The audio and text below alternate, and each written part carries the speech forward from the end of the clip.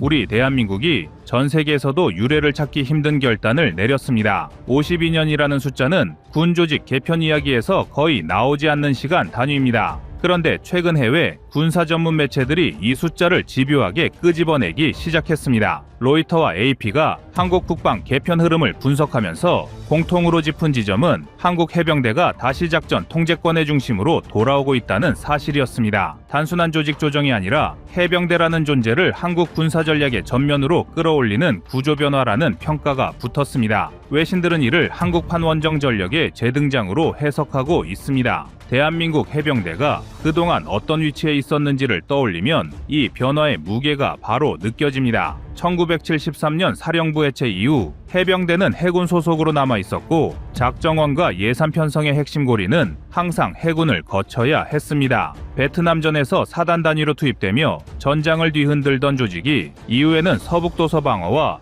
고정 임무에 묶여 있었습니다. 외신들이 이 시기를 두고 한국 해병대의 잠재력이 구조 안에 갇혀 있던 시기라고 표현한 이유가 여기에 있습니다. 최근 로이터는 한국 정부가 해병대의 작전 통제 구조를 분리하는 방향으로 논의를 구체화하고 있다는 점을 짚었습니다. 해군 소속은 유지하되 육군, 해군, 공군 참모총장과 유사한 지휘 감독 권한을 부여하는 구조입니다. 이 경우 해병대 사령관의 위상은 중장에서 대장급으로 격상될 수 있고 독자적인 작전사령부 창설까지 검토 대상에 오르게 됩니다. 외신들은 이 구조를 준사군 체제라는 표현으로 정리하고 있습니다. 이 지점에서 해외 분석가들이 특히 주목한 것은 예산과 무기체계입니다. 지금까지 해병대의 전력 증강은 해군 우선순위와 충돌하는 순간마다 속도가 늦어졌습니다. 상륙함, 헬기, 상륙장갑차 같은 핵심 자산은 항상 해군 작전 계획과 연결돼 있었고 해병대 단독 요구가 반영되기 어려운 구조였습니다. AP는 이 점을 들어 한국 해병대가 정신력으로 버텨온 조직이라는 오래된 이미지에서 벗어날 전환점이 열렸다고 분석했습니다. 정량적 수치로 보면 변화의 의미가 더 분명해집니다. 현재 한국 해병대 병력은 약 2만 9천 명 수준으로 미 해병대 약 17만 명에 이어 세계에서 두 번째로 큰 규모입니다. 규모만 보면 이미 중견급 원정 전력을 갖춘 셈인데 작정원과 예산의 자율성이 제한돼 있었던 것이 문제였습니다. 외신들은 이 병력 규모에 독립적 지휘 체계가 결합될 경우 동북에서 가장 빠르게 투입 가능한 상륙 전력으로 재정의될 수 있다고 평가합니다. 최근 해병대가 독자적으로 추진한 고속 상륙정 사업이 자주 언급되는 이유도 여기에 있습니다. 이 사업은 해군 승인 절차를 최소화한 첫 사례로 해병대가 필요한 플랫폼을 직접 설계 요구 단계부터 관여했다는 점에서 의미가 컸습니다. 해외 방산 전문 매체들은 이 사례를 해병대 예산 자율화의 시험대라고 표현했습니다. 단일 사업 규모는 수천억 원 수준이지만 그 상징성은 훨씬 컸다는 평가입니다. 외신 분석에서 빠지지 않는 비교 대상은 미 해병대입니다. 미 해병대는 미 해군 소속이지만 항공기부터 장갑차, 미사일까지 독자 운용 권한을 갖고 있습니다. F-35B 운용, 원정기동부대 편성, 신형 상륙전 교리까지 모두 해병대 중심으로 설계됩니다. 로이터는 한국 해병대 개편 논의가 이 모델을 완전히 복제하는 것은 아니지만 방향성은 분명히 닮아 있다고 짚었습니다. 이 변화가 왜 지금 나왔느냐는 질문도 이어집니다. 외신들은 북한 변수만으로는 설명이 부족하다고 봅니다. 서해오도, 한반도 연안, 그리고 유사시 해외 파병까지 고려할 때 한국은 고정방어 전력과 기동 타격 전력을 분리해 운용할 필요성이 커졌다는 분석입니다. 해병대가 그 기동 전력의 핵심 축으로 다시 설계되고 있다는 해석이 나옵니다. 해병대 독립 논의는 단순히 조직의 명칭이나 계급 문제를 넘어섭니다. 작정원, 예산, 무기체계 도입 구조가 동시에 움직이는 변화입니다. 해외 매체들이 이 사안을 한국 군사력 재편의 신호로 보는 이유가 여기에 있습니다. 이 흐름이 실제로 구현될 경우 해병대는 다시 한번 한국 군사 전략의 날카로운 비수가 될 가능성을 열어두게 됩니다. 여기까지가 지금 외신들이 읽어낸 한국 해병대 변화의 출발점입니다.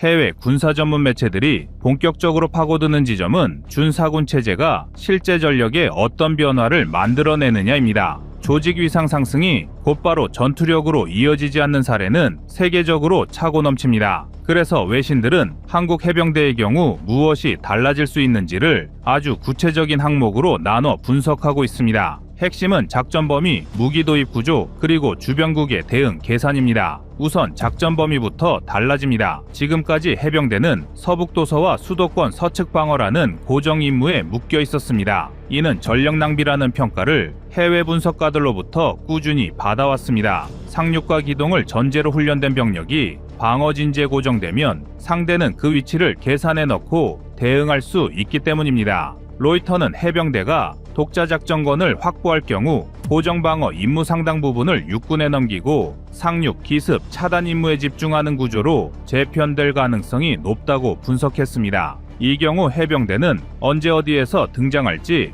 예측하기 어려운 전력으로 다시 설계됩니다. 무기 체계에서도 변화가 예상됩니다. 지금까지 해병대 중화기 도입은 항상 후순위였습니다. 예산 구조상 육군 우선, 해군 다음이라는 순서가 굳어져 있었기 때문입니다. 그러나 작전사령부가 창설되고 독자 예산 항목이 생길 경우 해병대는 필요한 무기를 직접 선택할 수 있게 됩니다. 해외 방산 전문지들은 이 대목에서 한국 해병대가 가장 먼저 손댈 분야로 대함 및 대지 정밀 타격 전력을 꼽고 있습니다. 서해도서와 연안 환경에서는 사거리 수십에서 수백 킬로미터급 정밀 타격 자산이 전력 억제 효과를 극대화하기 때문입니다. 여기서 자주 언급되는 비교 사례가 필리핀 해병대입니다. 필리핀은 선방어를 맡은 해병대에 초음속 대함 미사일을 배치하면서 해군과 공군의 부담을 동시에 줄였습니다. 이 사례를 인용한 해외 매체들은 한국 해병대가 비슷한 구조를 선택할 경우 북한의 해안포병과 장사정포 위협 계산 자체가 복잡해질 수밖에 없다고 분석합니다. 서해오도의 단순 포병이 아니라 정밀 타격 자산과 대공방어 체계가 결합되면 북한 입장에서는 국지 도발의 비용이 급격히 올라갑니다. 전차와 기갑 전력도 빠지지 않습니다.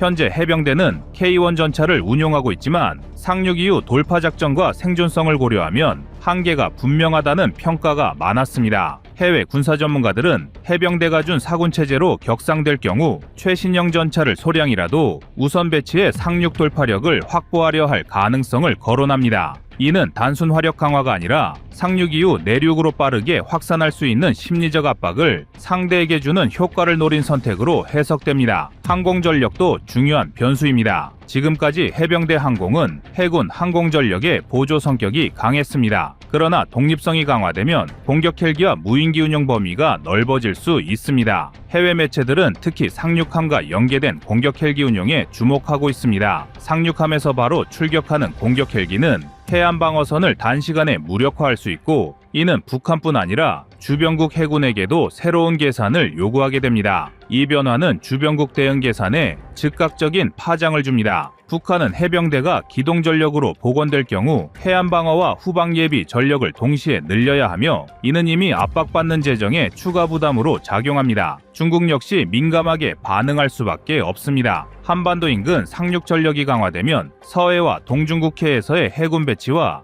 대응 시나리오를 다시 짜야 하기 때문입니다. 동맹 차원에서도 변화가 예상됩니다. 미 해병대는 이미 한국 해병대를 핵심 파트너로 보고 연합 상륙 훈련을 확대해왔고 한국 해병대가 독자 작전 능력을 갖추면 연합 작전에서의 역할도 방어 보조에서 기동 선봉으로 이동할 가능성이 큽니다. 이는 한국 군사력이 한반도 방어를 넘어 지역 안정에 기여하는 전력으로 인식되는 전환점이 됩니다. 결국 군사체제 논의는 명예회복이 아니라 전력 운용 방식의 재설계입니다. 정신력 중심 이미지를 넘어 정밀 타격과 기동으로 상대의 계산을 흔드는 전력으로 진화하는 과정이며 해병대가 바다와 육지를 동시에 장악하는 전력으로 돌아오는 순간 한국 군사력의 성격은 한 단계 상승하게 됩니다.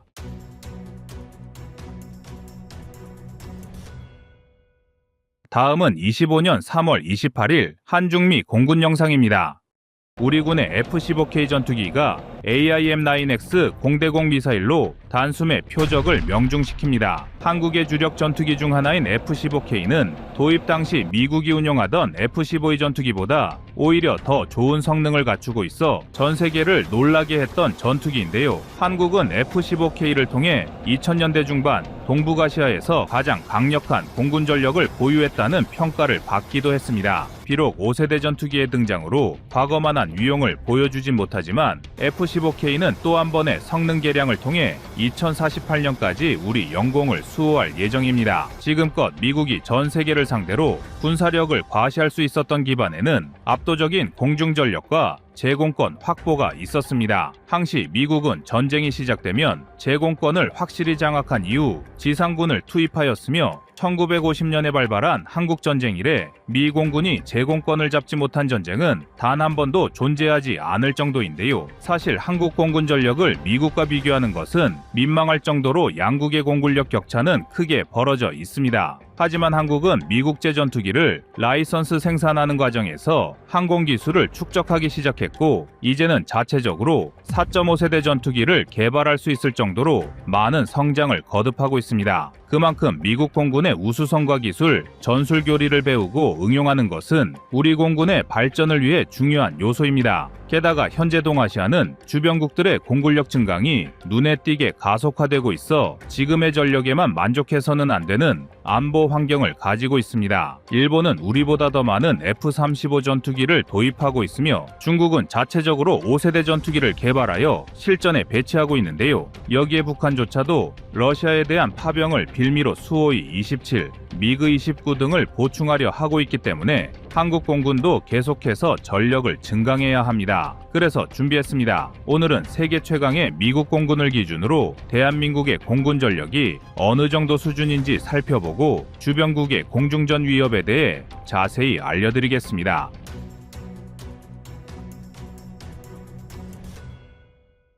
현대전장에서 제공권은 전투의 양상을 좌우하는 가장 중요한 조건입니다. 제공권을 확보하지 못한 국가는 전투기 이외에도 폭격기나 공격 헬기 등 아군을 지원할 수 있는 공중자산을 운용하는 것이 불가능하기 때문에 제공권을 빼앗기는 순간 해당 국가의 지상군은 별다른 임무를 수행할 수 없게 되는데요. 제1차 세계대전이 끝난 이후 이탈리아의 군사학자 줄리오 두에가 제공권이란 군사저서를 집필한 이래 전 세계의 전장은 공군력이 점점 더 중요하게 변화하고 있습니다. 이를 방증하듯 미국 공군은 세계 최강의 전력을 보유하고 있는데 주요 전술기 전력만 살펴보더라도 180대 이상의 F-22 랩터를 필두로 500대 이상의 F-35, 200대 이상의 F-15EX, 800대 이상의 F-16 계열 전투기 등을 보유하고 있습니다. 더욱 충격적인 건 F-35와 F-15EX는 아직도 추가 생산을 진행하고 있어 지금 이 시각에도 보유 전력이 계속해서 늘어나고 있다는 점입니다. F-22 랩터 이전에 세계 최강의 공중우세 전투기로 활약했던 F-15CD가 주방위군으로 이전 및 퇴역 절차를 밟고 있을 정도이니 미국 공군의 강력함은 더 이상 말이 필요 없을 정도인데요. 반면 한국은 39대의 F-35를 필두로 59대의 F-15K, 165대의 F-16 계열 등을 보유하고 있습니다. 그나마 F-15K와 131대의 KF-16은 각각 해당 계열의 최신 기체인 F-15EX와 F-16V급으로 성능을 개량하고 있어 전력 강화가 이어지고 있으며 120대의 KF-21이 전력화되면 노후화된 KF-5를 모두 퇴역시키는 방식으로 신규 전력을 보강할 예정입니다. 이러한 한국 공군의 전력을 미국과 비교한다면 F-35는 미국 대비 약 7% 수준을 보유한 셈이며 20대가 추가되어 59대를 운용하게 된다면 미국 대비 11% 수준의 전력을 확보하게 될 것입니다. 다만 미국은 우리보다 더욱 빠르게 F-35 물량을 증가하고 있기 때문에 앞으로는 한국의 5세대기 보유량이 미국과 더욱 큰 차이로 벌어질 것이며 현대공중전에서 5세대 전투기의 가치를 고려할 때 한국은 KF-21의 블록3 개량 또는 F-35 직도입 등을 구상해야 할 것입니다. 그리고 F-15 계열과 F-16 계열 전투기는 한국이 미국 대비 각각 20% 이상의 수준을 보유하고 있어 나름대로 강력한 공군 전력을 확보하고 있습니다. 한국 공군은 공대공 능력을 기준으로는 해외에서 일본 자위대와 호각 이상의 능력을 지녔다고 평가받는 만큼 전투기 전력은 우수한 축에 속합니다. 다만 지금껏 한국 공군은 전투기를 보강하는 데만 초점이 맞춰진 나머지 상대적으로 지원 전력이 부족하다는 평가를 받고 있습니다. 한국 공군은 2011년이 되어서야 2737 조기 경보기 4대를 도입하였으며 공중급유기도 2010년대 후반에 처음 도입되는 등 뒤늦게 지원 전력을 확보하고 있는데요. 미국이 구식 전력까지 합쳐 470대 이상의 공중급유기를 운용하고 있고 조기 경보기를 비롯한 경보, 정찰, 수색, 지휘 등을 위한 특수임무 항공기를 170대 이상 운용한다는 점과 비교하면 한국공군은 지원 전력 측면에서 가야 할 길이 많이 남았습니다. 특히 전투의 승패는 무기체계의 우수성에 의해 갈리지만 전쟁의 승패는 보급과 지휘에 의해 갈린다는 점을 고려할 때 절대로 지원 전력의 중요성을 낮잡아 봐서는 안 되며 한국공군의 작전 역량을 높이기 위해서는 이러한 전력도 함께 성장할 필요가 있습니다. 또한 한국공군은 나날이 커지는 중국, 일본을 견제하기 위해서 더 많은 전투기를 확보해야 한다는 지적도 받고 있는데요. 현재 보유한 전투기 전력은 공대공 측면에서 일본과 대등하다는 평가를 받을지 몰라도 신규 전력 강화와 노후 기종 퇴역 등을 고려하면 최소 60대 내외의 전투기가 더 필요합니다. 한국이 주변국을 상대로 우리 영공을 방어하는 데 필요한 전투기 수량은 못해도 420기 이상입니다. 이는 현재 공군이 보유한 조종사 현황, 전투기 가동률, 주변국의 공중 전력 등을 분석하여 도출한 결과입니다. 그런데 한국이 보유할 예정의 F-35와 KF-21까지 합쳐도 400대 이상의 전투기를 보유하는 것이 쉽지 않습니다. FA-50은 제공권 싸움이 어려운 경전투기이며 퇴역을 눈앞에 둔 KF-5 등을 제외하면 F-35, F-15K, KF-16, KF-21처럼 적 전투기와 제공권 싸움이 가능한 전투기는 360대 내외 수준에 불과합니다. 따라서 한국공군은 지금의 평가와 전력에 만족해서는 안 되며 KF-21의 블록1-2 전력화가 완료된 다음의 시대를 준비할 필요가 있습니다.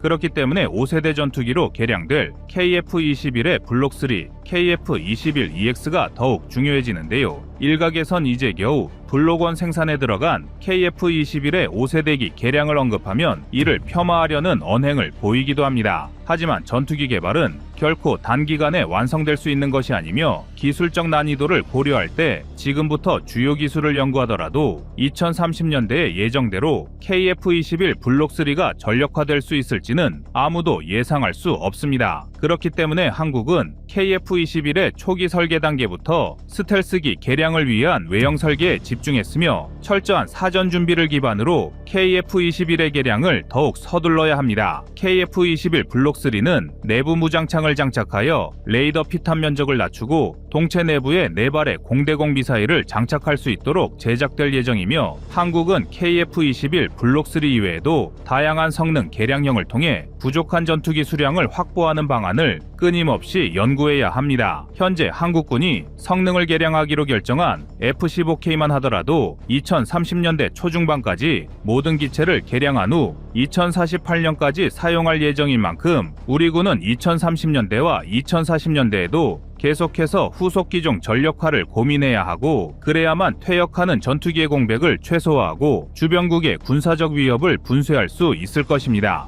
특히 항공굴기를 내세우며 전력을 강화하는 중국의 공군 전력은 언제든 한국을 위협할 수 있는데요. 한국과 중국은 공중거리가 매우 짧기 때문에 육군이나 해군의 군사 충돌이 발생하더라도 공군과의 연계작전이 더욱 중요한 특성을 가지고 있습니다. 즉, 중국의 육군이나 해군이 한반도에서 군사작전을 수행한다면 짧은 공중거리를 통해 중국 공군의 화력 지원을 손쉽게 받을 수 있다는 뜻입니다. 따라서 한국은 중국을 상대로 한반도 상공의 제공권을 절대 내줘서는 안 되며 공군의 활약이 절대적인데요. 한국이 중국 공군과 교전을 치른다면 최소 64대의 제니10을 상대해야 합니다. 중국은 하나의 공군 부대를 완편하게 되면 32대의 전투기를 배치하게 되는데 북부 전구 예하에 편제된 중국 공군 중 제니10을 사용하는 부대는 2개이니 한국은 최소 64대의 중국 제5세대기를 저지해야 한다는 계산이 나옵니다. 또한 이것조차도 최소한의 수량을 상정했을 경우이며 유사시 중국군 예하의 다른 공군 부대에서 제니10을 추가로 지원하게 되면 한국 공군이 상대해야 할 적성국의 5세대 전투기는 더욱 늘어날 수밖에 없습니다. 결국 한국 공군이 중국의 무력 도발을 저지하기 위해서는 중국의 5세대 전투기를 어떻게 제압하느냐가 관건이라 할 수 있는데요. 이를 위한 최적의 전략은 F-35와 KF-21의 유기적인 작전 수행입니다. F-35는 현존하는 전투기 중에서 가장 우수한 카운터 스텔스 능력을 보유하고 있다는 장점이 있지만 반대로 최고 속도가 마하 1.6에 불과하고 선회력 등 전반적인 기동성 지표가 떨어진다는 단점이 있습니다. 이 때문에 사전에 유리한 위치를 선점하고 공중에서 매복하지 않는다면 기동성이 뛰어난 제니10을 상대로 확실한 우위를 점한다는 보장이 없습니다. 하지만 F-35가 우수한 카운터 스텔스 능력을 바탕으로 적기를 추적하고 뛰어난 기동성을 지닌 KF-21이 F-35의 부족한 기동성을 보완하며 적기를 요격하는 연계작전을 구사한다면 한국 공군은 중국의 5세대 전투기 전력도 손쉽게 제압이 가능합니다. KF-21은 아시아에서 최초로 4발의 미티어 미사일을 장착할 수 있는 전투기이기 때문에 장거리 교전 능력이 매우 우수하며 쌍발 엔진을 장착하여 기동성 측면에선 F-35보다 한 수 위의 기량을 가지고 있습니다. 따라서 중국군의 전투기를 요격하는 임무에 최적화된 성능을 보유하고 있는 만큼 우리 군은 KF-21의 전력화를 더욱 서둘러야 할 것입니다. 그리고 여기에 더하여 한국은 우수한 지대공 미사일도 적극적으로 활용할 필요가 있는데요. 한국은 국토 면적이 넓지 않은 데 반해 다량의 지대공 미사일 체계를 구축하여 방공 밀집도가 높은 축에 속합니다. 따라서 전투기 간의 공중전과 더불어 지상에서 중국 전투기를 요격할 수 있는 지대공 미사일을 지원한다면 한국 공군은 조금 더 안전한 방향으로 적군을 제압하고 전투 효율을 끌어올릴 수 있는 전략적 장점도 얻을 수 있습니다. 현대전장에선 공중전을 절대로 빼놓을 수 없습니다. 제공권의 전략적 가치는 아무리 강조해도 모자라지 않으며 중국은 항공굴기를 내세우며 자국의 전투기가 미국과도 자웅을 겨룰 수 있다고 강조하고 있습니다. 이러한 안보 환경 속에서 우리 군이 대한민국의 안보를 수호하기 위해서는 KF-21을 시작으로 계속해서 자국 전투기를 개발하고 성능을 발전시킴으로써 지금보다 한층 더 강력한 공중 전력을 구현해야 할 것입니다.